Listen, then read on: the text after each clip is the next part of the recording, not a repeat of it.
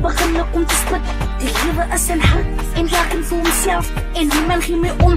Ons kindertjies gaat weg, mes steek en kans, skep verkrachting in die maal, voed ons alles wat ons saamloop en vader dan geboord. Van my kind is jou kind en jou kind is my kind is tyd, dat ons handen by mekaar sit en bid vir ons land.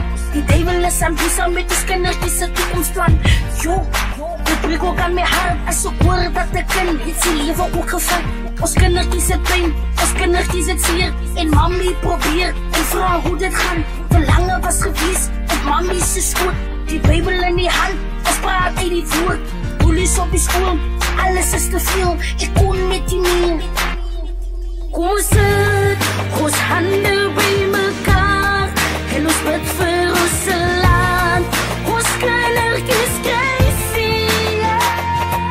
Kom ons sit, ons hande by mekaar en ons bid vir ons land. Ons kindertjies kry seer.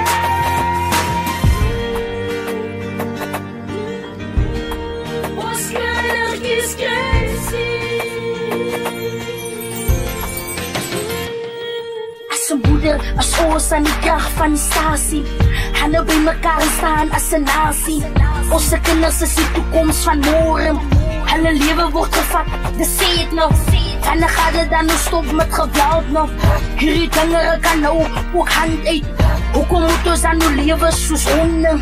Ons is mens, streven na beter en dra ook mekaar se laste. Ons lewe alreeds in die laaste.